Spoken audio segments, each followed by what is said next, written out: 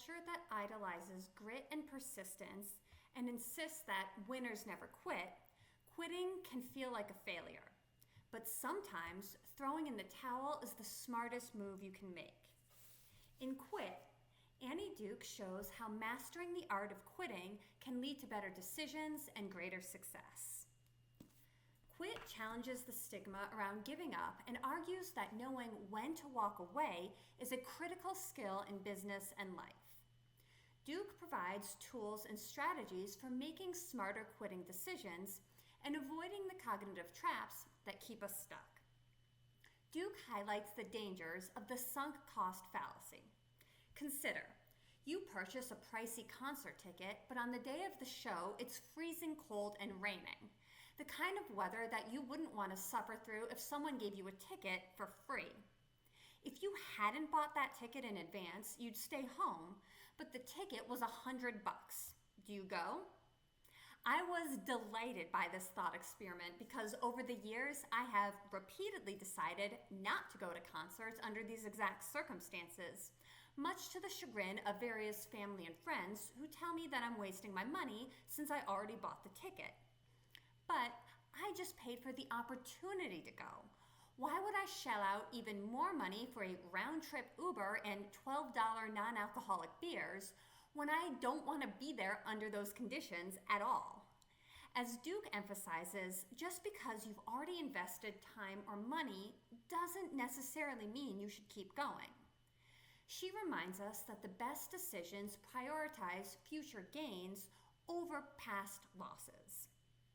The book explores how other biases and cognitive distortions like the endowment bias, status quo bias, escalating commitments, and personal identity can make quitting hard.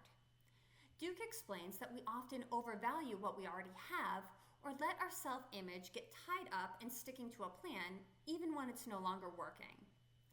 I do think that Duke, like most behavioral economists, overstates the importance of expected value calculations in single iteration, one-off decision making, particularly for probabilistic choices where a negative outcome would be catastrophic, but that's nitpicking on my part, basically grasping for something to intellectually debate because I found the rest of her book to present such an intuitive and useful way of thinking and approaching strategic choices, both large and small. For business owners, Quit is a reminder to reframe decisions with opportunity costs in mind. By choosing not to quit, you're effectively choosing to forego pursuing other opportunities. Regularly evaluate whether sticking to a course of action aligns with your long-term goals. And consider adopting Duke's strategies to improve quitting decisions, like the idea of creating kill criteria in advance. That is, determine up front the specific conditions under which you'll abandon a project or a course of action. If you've decided what will have to happen and when for you to walk away, it mitigates the interference of cognitive biases and ensures you don't wait too long to pull the trigger. Now, I only review books that I really like and I think that an audience of business owners, entrepreneurs, and professionals will find useful. But even among that selection, there are some books that I just love. And in case you can't tell from how long this not-so-brief book review has gotten, this was one of them.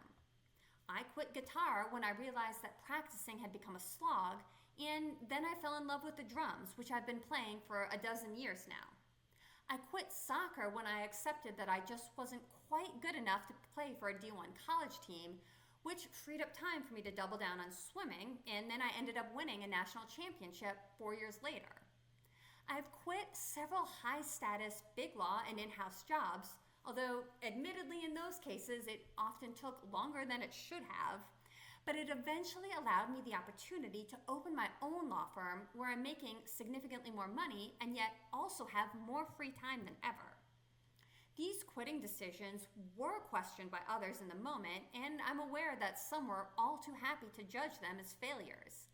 But in each and every case, it ended up being a wise decision. If anything, I should have quit earlier. If you've read Quit, or if you've made a big quitting decision that's changed your life for better or for worse, share your thoughts in the comments below. And don't forget to subscribe and like for more quick, usually much quicker than this, book reviews.